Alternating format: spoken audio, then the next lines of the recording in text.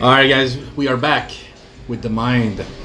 Milos, what is in your mind today? Well, we have to complete now the education, right? We talk about macronutrients, went with the proteins, carbohydrates, and now people asking about fats. Now, I never try to use big terms, and I try to simplify so average bodybuilder can understand it. And I'm not going to use big words, trying to really understand everything again from digestion standpoint. For proteins, like I said, we have proteins that polypeptides. Poly means many, going down to enzymatic breakdown to oligopeptides and down to mono amino acids, free-form amino acids. So it's a single molecule. Carbohydrates, we have polysaccharides. It will be broken down with again amylase, enzymes, proper enzymes, to oligosaccharides and then monosaccharides. Now, fat is a little bit more complex. Then I'm going to try to simplify, but still, polymers are going down to monomers. So fat is probably hardest to digest, and this is how it goes. When you have any kind of lipids, and lipids are triglycerides, cholesterol, phospholipids, right? Already in the mouth, again, you have a salivary lipase. So it's going to do nothing, really.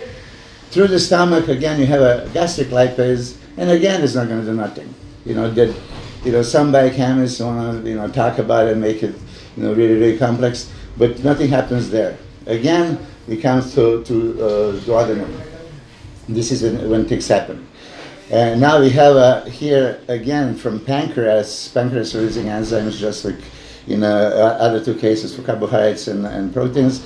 Now this is pancreatic lipase, but that alone cannot, do it, because fat, goes, it's hydrophobic. It doesn't mix it with water, so it's like a big globule that the lipase, basically it's like little fish trying to bite like a big shark. Nothing's going to happen until bile from liver, manufacturing liver, stored in the gallbladder, bile salts and phospholipids going to come out, and it's going to emulsify that fat to the smaller particles. This is when lipase can do the trick. And it's going to be broken down, again I'm going to simplify it, to fatty acids and glycerol, right?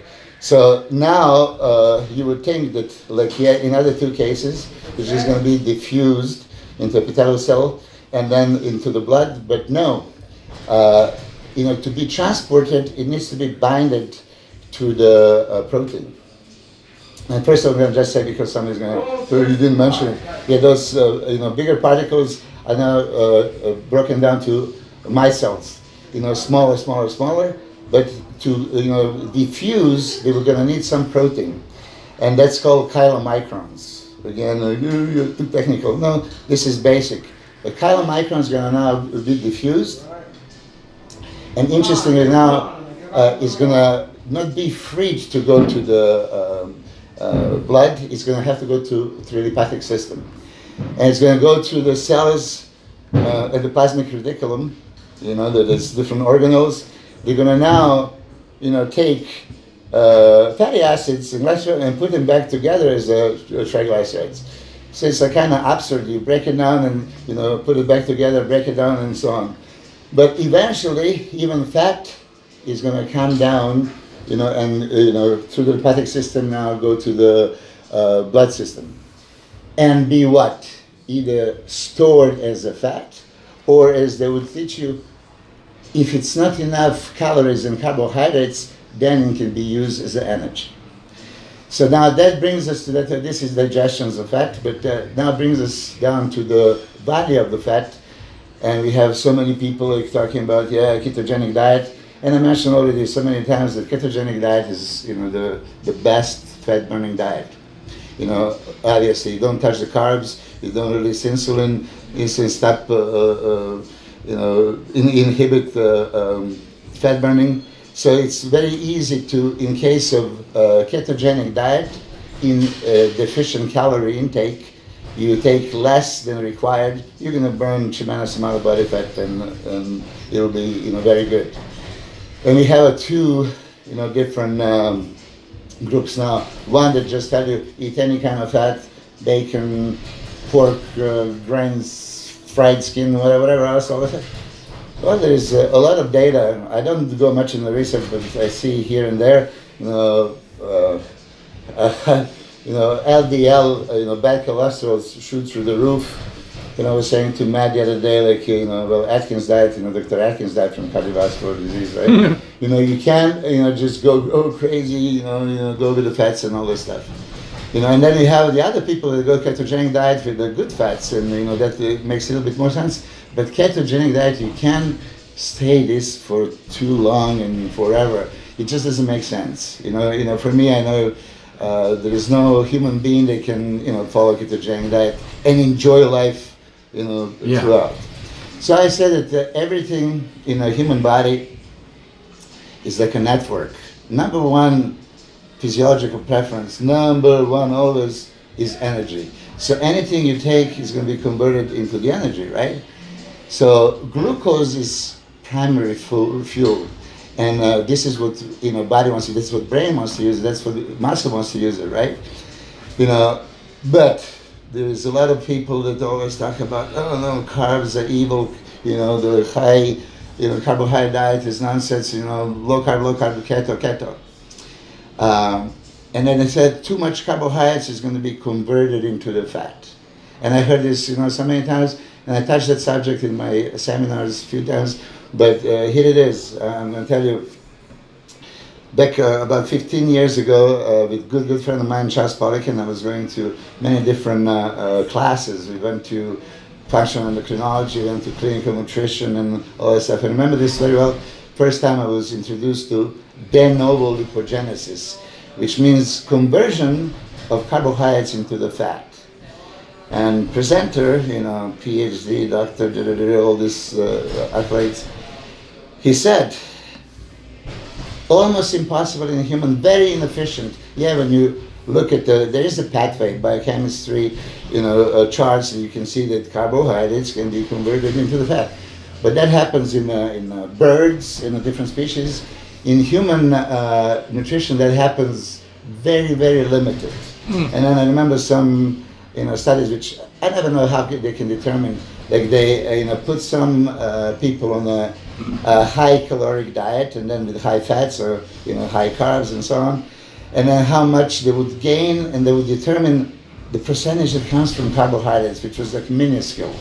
Again, don't ask me how they do those studies, but more importantly, about 15 years ago, I heard that carbohydrates, maybe 10% of a total amount, very hard pathways can be converted into the fat. So then what is the culprit? Like, why all these people, when they touch carbs, are gaining so much fat? Not because of carbohydrates, because of total caloric intake and combination of carbohydrates and fat. So here's what it is. Now you see when you see this complex process of fat digestion, and you have an easy process of carbohydrate digestion, and then carbohydrates are there readily available, they're going to be used as a primary fuel. But fat is going to be more than likely stored in adipose tissue. Yeah, it can go to the skeletal muscle and it can be converted into ATP, but as I say, network. It's like if you keep energy balance, body would always use whatever nutrient exactly for what is intended to do. But when you lack one, that's when you start compensating. So there's no energy, there is no fat, converts amino acids by gluconeogenesis into the carbs. Fat cannot be converted into the carbs. Fat can be converted into ketones, and ketones can be used, and a lot of people are all into it. But again, I'm saying, because especially my whole bodybuilding career, I was writing those journals, and you can see I was always on high carbohydrate diet. And of course, I had to just be on controlled lower fat diet, saturated and non-saturated. When you look at this, trans fats are unsaturated. The worst fats you can have. But so you don't determine on this. You determine healthy fats and non-healthy. Now, saturated fats we do need for sex hormones, for brain, for nervous system. Many things we need. Decent amount of saturated fats and cholesterol. It's crucial in a body, right? But how much you're going to take? Our bodybuilders, if you take some eggs, you take some red meat and hidden fat and chicken and everything else, by the time you take 5 grams of protein per kilo of body weight like I do, it's going to be so much hidden fat, right? So the only thing that you should add would be the good fats. So good fats considering essential fatty acids, omega-3, omega-9, omega-6. Omega-9 is not essential.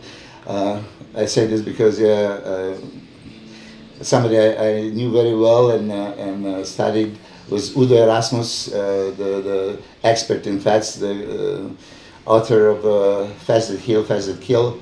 He was big on fats and omega-3, omega-6, balance between them, but he did have omega-9 in his Udo's Choice formula.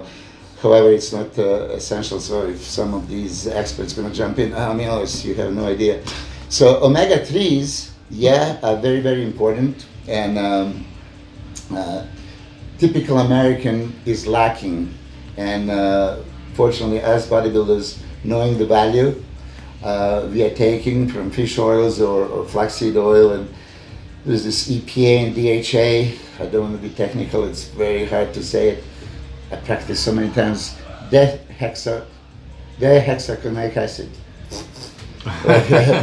and eicosapentaenoic acid. It's EPA, DHA. Anyway, I probably said it wrong. But if you take essential fats, and especially omega-3s, what are you going to do for average bodybuilder? You're going to increase our HDL. And HDL, a good cholesterol, high density lipoprotein, is so important for overall health. Now, this ketogenic diet I was saying, and high fat intake and all that stuff would bring this LDL and triglycerides. Now, if you are physically active, which bodybuilders are on keto diets, they would use so much of that triglycerides. So in the bloodstream, it might show low, but if it's low triglycerides and high HDL, I don't care how much your LDL is, you're safe. But the problem is that us bodybuilders, HDL level, it goes down dramatically by use of anabolic steroids, yes.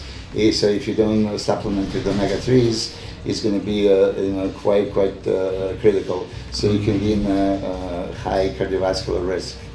So if you ask me again, about the fats, my diet for 15 years was super high protein, carbohydrates, of course I was training 2 times a day, it's primary fuel, and fat, just hidden fat in my eggs, in my steak, in my other meat type of sources of protein, and then additional omega-3s.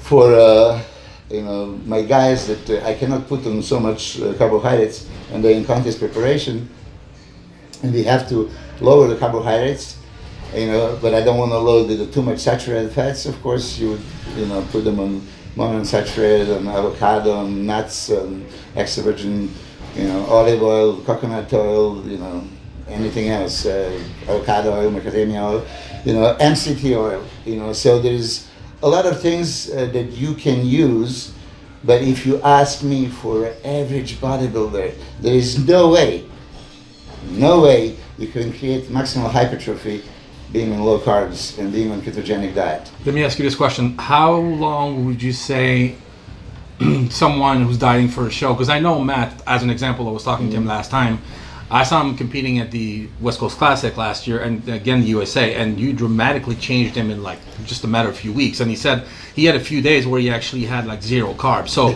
in his case, yes, with the training that he's doing, how can he even function on a 0 carb day? And if you were to do that with someone that you're prepping because you want to really lean them out, how many days at the most, let's say straight, would you put them on 0 carbs? Maximum 5. Maximum 5, but look, I would like to do if you're in a caloric deficit, this is already bad enough. Now, if you're in a caloric deficit with no carbs, you're gonna feel like shit within minutes, Yeah. maybe within days. But like okay, like goal beats the purpose. Now we have to get that super lean look, Yeah. burn that body fat, even at the expense of a little bit of muscle mass. I Right. mean, at that time, of course, he was competing in the middleweights, and we just needed to go 176.8. Yeah. Or what is it? 178. I Yeah. forgot but he was say, okay, I can even risk a little bit of muscle, but with extremely high protein intake, right? And then of course we do other pharmacological things to be anti-catabolic. You can maintain it, but in general, I would do 5 days low, one high, one moderate, or 3 days low, and then one high, 2 days low, one high. So you would cycle the carbs. And I've seen actually you and Jay talk about cycling the carbs. The reason why cycling, right? If you flatlined and if you're like constantly same amount of calories, same amount of calories, your body adapts to it, your metabolism adapts to it, especially if you're in a deficit. So you're going to lower your metabolism because your body is going to adapt to your new caloric You're going to crash it. Yeah. So then you're going to have to lower even more, and then after like a week or two, your body's going to adapt to this. And that's why all these super low calorie diets never work. Yeah. And that's why they have a yo-yo, and especially ladies. They would like eat nothing, like 500, 600, 700 calories, and then blow up after the contest. Yeah. So in that case, and what I was doing, learning about this de novo lipogenesis. The guy was insisting that there's no amount of carbs, pretty much, that you can eat that is going to convert into fat, providing that you're not going above your caloric requirement. So if I would train 2 times a day, and I would have a 5,000 calories caloric expenditure, you can have easily 1,000 grams of carbs. That's how Jay did it. Yeah. That's how Jay did it. Okay, perfect. Yeah. I mean, he's one of the examples. He trained twice a day and crazy. So what I did, because as I had a lot of people that I was preparing, and I said, okay, so let me try this one, and I would put them in 5 days ketogenic diet, and then I would say, okay, on this day now, you're gonna have to bring your fats all the way down. You're gonna reduce protein somewhat, so you can have a shitload of carbs. Yeah. And a lot of people creating great results in a very short period of time. So carbs do not convert efficiently in humans. So this carbs convert. Do a little bit more research, you're going to find out. Carbs with fat in multiple ways. Yeah. Can make caloric surplus, and then also carbs release insulin, and now triglycerides are there from fatty acids, right? And it can be stored. Insulin is not selective. It's going to store anything that is in the blood. Amino acids, yes, we want it. Glucose, yes, we want it. Fat, triglycerides, we don't want it. So there's a lot of bodybuilders, they have intramuscular triglycerides because they're doing a little bit wrong. They're boosting insulin on a high-fat diet, which it's disaster waiting to happen. Yeah, that's awesome. Again, you suggested sometimes I make notes. I again didn't make notes. Probably forget a bunch of things to say, but there you go. You're gonna have many of those. So I think I would simplify, everything that we completed now as far as macronutrients. What you eat, if you're a bodybuilder, high protein intake, 2 grams per kilo, it's my minimum, and then I go as high as 5. I see that George Farah now is trying to find some studies of high protein stuff. Really? And other stuff. Since your video came out? Some of the time, sent it today because of that intake. I was talking about protein absorption and that stupid myth that he mentioned. It doesn't, you can absorb 100%.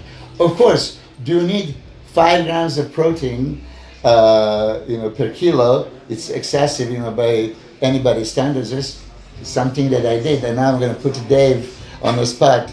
What did you say last time, to me and Matt?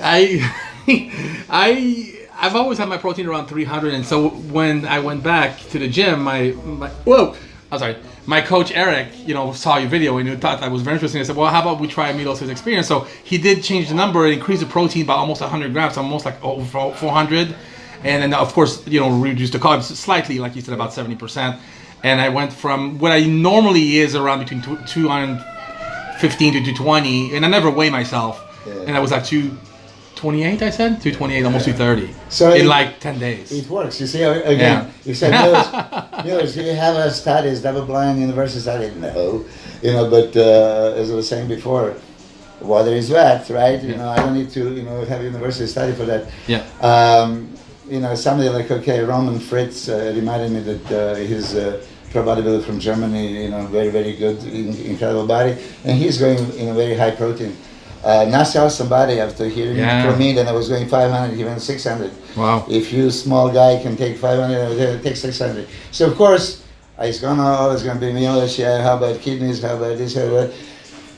we have an increased protein need. Do we need the 5 grams? Probably not, right? But, every time in my experiments, I wanted to compete at the highest level of pro bodybuilding against Ronnie Coleman, Flex Wheeler, Jay Cutler, everybody else, Kevin Levrone, sure. So I need to, do anything possible to increase muscle size. When I was on a lower protein, I was gaining, but not as much. And then when I pushed the envelope I was eating 450 to 550 grams of protein daily. 450 if I would want more carbs and introduce some fats just to keep this caloric equilibrium so I don't just overdo it. But my goal was always to go like between the 450 and 550 grams of protein. So whoever is listening to this, and I got about 20 different Instagram messages. Even Andy Welch just yesterday sent me, look, I increased 1 ounce of protein each meal, and I'm getting, of course. Protein is the only building material in your body. One thing I didn't say about the fats, essential fats, and it's structural also. So it's not, your body is not just a protein. 70% water, protein, and lipids are forming all the cells. So we have a structural fats as well, but in general, protein is the only thing that builds your body. And if you want to increase protein synthesis in a muscle, and this is what, again, a lot of guys on the this video that you posted are criticizing me. MPS, muscle protein synthesis, cannot be enhanced, doesn't matter how much protein you take. Try it. Maybe you need to try it. Try it, maybe you can try it, and then tell me about it, because I had so many of those naysayers. That's it. All you can do is try. Yeah, absolutely. So thank you, that's it for this episode. Awesome.